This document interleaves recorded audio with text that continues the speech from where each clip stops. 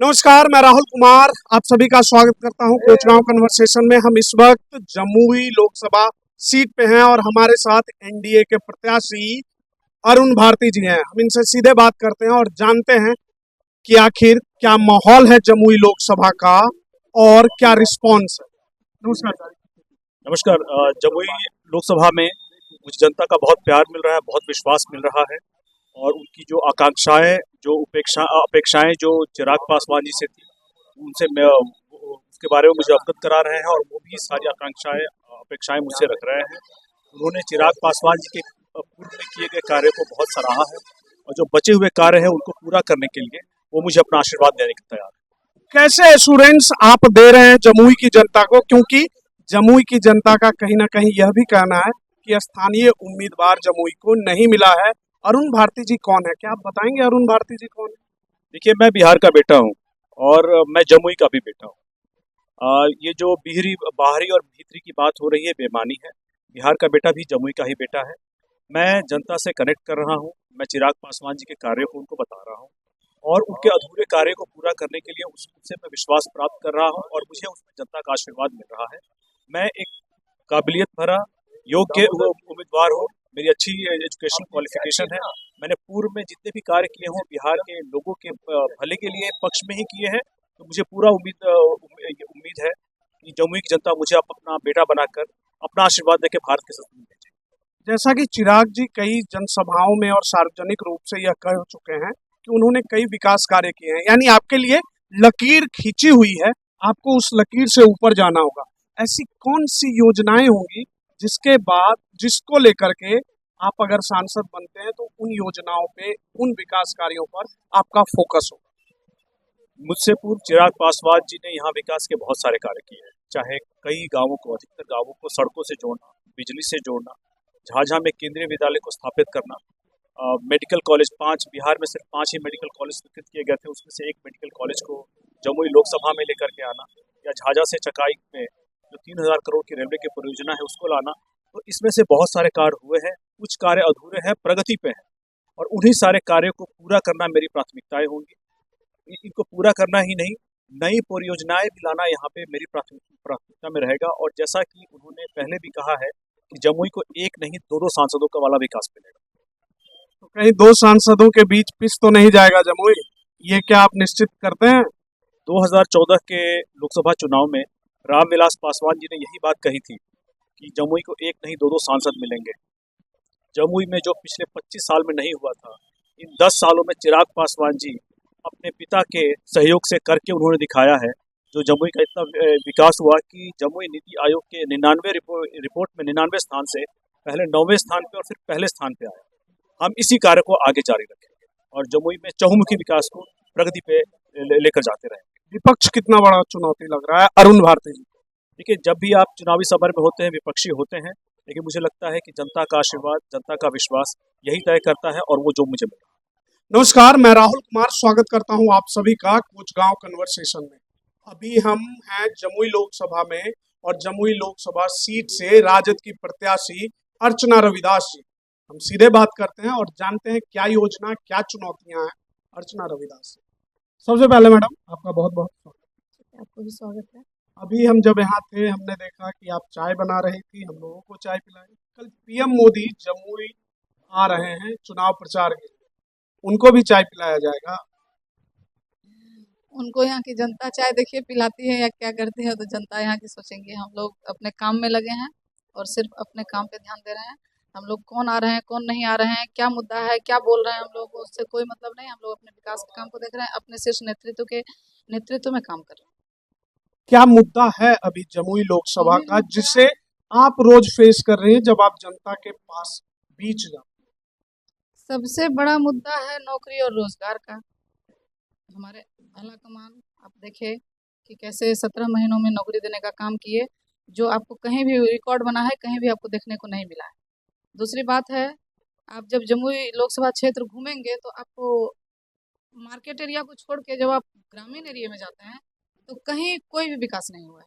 यहाँ तक कि रोड में नाला बह रहा है, कहीं रोड ही नहीं बना है। लोग कच्ची रोड जानते होंगे आप लोग, उस पे चलने को मजबूर हैं, जो बारिश में एकदम बेकार हो जाता है। नल जल परियोजना का हाल ऐसा है कि नल तो लग चुका है लेकिन उसमें कभी पानी नहीं आया है, मतलब आज तक पानी आया ही नहीं है। एक जगह देखा गया कि बड़ा टंकी लगा है पानी के लिए, और सारी महिलाएं, सारे वहाँ के सारे जनता मालिक वहाँ के कहते हैं कि हम लोग को पानी पीने की बहुत समस्या है।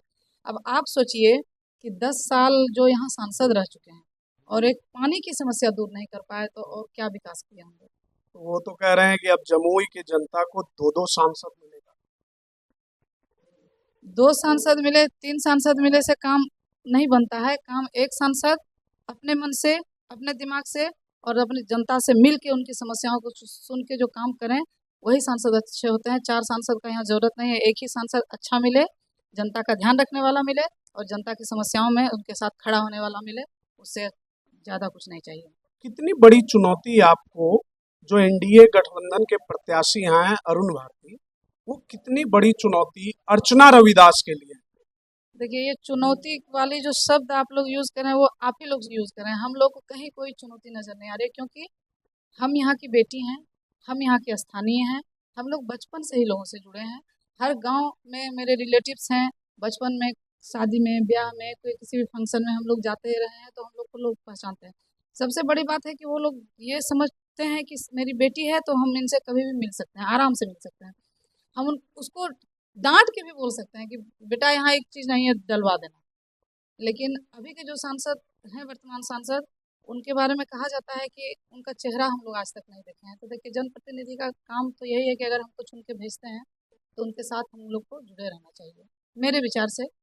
तो इसीलिए हम लोग को चुनौती कहीं नहीं है। निश्चित तौर पर चूंकि आप जनसंपर्क कर रहे हैं, जमुई लोकसभा को आप बहुत बेहतर तरीके से जानते हैं। बहुत सारे योजनाएं और कार्य ऐसे होंगे जो कि यहाँ किए जाना जरूरी है। आपके नज़र से, आपके विचार से कौन से ऐसे काम होंगे, अगर जमुई की जनता आपको सांसद बनाती है 2024 लोकसभा में, तो कौन से ऐसे 3-4 काम, महत्वपूर्ण काम होंगे जिसको कि आप सबसे पहले शुरुआत करना चाहिए? देखिए, सबसे पहले तो हम आपसे ये कहना चाहेंगे कि ज़्यादा बड़ी बड़ी बातें करना शोभा नहीं देता है। और जैसा कि हम यहाँ की बेटी हैं, तो हम सारे मेरे गार्जियन स्वरूप हैं, तो उनसे हम ऐसा भी कुछ नेता वाला वर्ड यूज़ भी नहीं करते हैं। रही समस्याओं की बात, तो यहाँ न बिजली की समस्या, मतलब आप ऐसे ऐसे क्षेत्र में जहाँ ट्रांसफार्मर नहीं लगा है, डिमांड हुआ है कि दीदी यहाँ ट्रांसफार्मर नहीं है, तो हम लोग देखिए जहाँ तक वो अपने क्षमता से जो होता है हम लोग कर पाए हैं, आज तक किए हैं। जो जैसा कि आप लोग जानते हैं 2014 से हम लोगों के बीच कंटिन्यू हैं। तो ऐसे ऐसी समस्याओं पर ही पहले ध्यान दिया जाएगा। पानी नहीं है, बिजली नहीं है, रोड नहीं है, चिकित्सा का अच्छा व्यवस्था नहीं है। आप यहाँ अगर किसी का भी तबीयत ज़्यादा खराब होने से उनको तुरंत पटना रेफर किया जाता है। तो सबसे मेरे नज़र में सबसे बड़ी समस्या यही सब है, जो आपको पहले आदमी अपने दैनिक कार्यकलापों में जो समस्याएं आती हैं डेली के रूटीन में, उनको ठीक करना ज़रूरी है। उसके बाद बड़ी बड़ी जो परियोजनाएं हैं जो सिर्फ कागजी कामों में हो चुकी हैं, वो सारा चीज़ हम लोग धरातल पे कर रहे हैं। लगभग 1.5 दशक से आप भी समाज सेवा के क्षेत्र में, इस बार टिकट मिलना सरप्राइज था या आपको लग रहा था कि मिलेगा? देखिए, हम लोग का जो काम है समाज सेवा का काम, तो जब आप कोई भी कर्म करते हैं तो उसका फल मिलता है। तो उसी टाइप से हम लोग तो कुछ ऐसा सोचे नहीं थे, लेकिन हाँ, इतना तो ज़रूर सोचे थे, अगर राजनीतिक रूप से हम लोग को भी ताकत मिलती है, तो जो संविधान में हम लोग का अधिकार छीना जा रहा है, हम लोग का आरक्षण खत्म किया जा रहा है, हम लोग के साथ मनुवादी लोग बहुत, मतलब अपना मनुवादी सिद्धांत चाहते हैं कि लागू हो जाए, संविधान को हटा दिया जाए। आप लोग भी जानते होंगे संविधान अभी खतरे में है। तो वो सारी चीज़ों को हम तभी कर सकते हैं जब हमको संसद भवन में जाने का मौका मिलेगा, जनता हमको वहाँ पर बिठाएगी, तभी तो हम लड़ाई कर सकेंगे ना। बाहर से हम कितना भी चीखें चिल्लाएं, कुछ नहीं हो, जब तक आपको ताकत नहीं मिलेगी। तो इतना तो ज़रूर सोचे थे कि यदि अगर हम लोग को ताकत मिले तो हम अपने समाज के लिए ज़रूर लड़ेंगे, अपने सारे भाइयों के लिए, रोजगार के लिए। देखिए, आप जैसा कि देख रहे हैं कि नौकरी भी खत्म कर दिया गया है। नौकरी जो भी वैकेंसियाँ निकाल के मेरे उप मुख्यमंत्री, पूर्व उप मुख्यमंत्री तेजस्वी यादव जी का सरकार, आप देखें कि किस तरह से ये हुआ, तो उस उनको भी उन वैकेंसियों को भी कैंसिल कर दिया गया। तो ये सबसे जनता कहीं न कहीं आक्रोशित है, और हम लोग चाहते हैं कि महागठबंधन का हाथ मजबूत हो, ताकि बिहार में ही नहीं, ऐसे ही नौकरी की बहार पूरे इंडिया में, पूरे जनता को टिकट मिले। वाला मैडम सरप्राइज था या लग रहा था कि मिल जाएगा? देखिए, थोड़ा हम लोगों को ऊपर से आला कमान बोले थे कि आप लोग अच्छे से आप काम कर रहे हैं, तो खुश थे, हम लोग मिले-जुले भी थे उनसे। तो पता नहीं, सोचे तो नहीं थे, लेकिन हाँ, सरप्राइज़ ही कहिए। लेकिन हम लोग से मिले जुले थे और बुलाए थे मिलने जुलने के लिए, और बहुत हम लोग को ये दिए थे कि आप लोग बहुत अच्छा काम कर रहे हैं, प्रोत्साहित किए थे। शाबाशी। शाबाशी दिए थे, प्रोत्साहित भी किए थे कि आप लोग जैसे अपने क्षेत्र में काम कर रहे हैं, आप लोग का बहुत नाम आ रहा है, वहाँ की जनता आके आप लोगों का बहुत नाम लेती है। हम लोगों को भी खुशी है कि आप राष्ट्रीय जनता दल के विचारों को आगे बढ़ा रहे हैं, जनता के बीच में हर समय घूम रहे हैं, तो हम लोग भी इससे बहुत खुश हैं आप लोगों से, ऐसे बोले। मेरा नाम हुआ ओंकार शरण भारती तो आप पिताजी हैं, जी। तो आप सांसद का चुनाव लड़ रहे हैं, कैसा अनुभव हो? बहुत बढ़िया अनुभव हो रहा है, खुशी हो रही है, अंदर से खुशी हो रही है।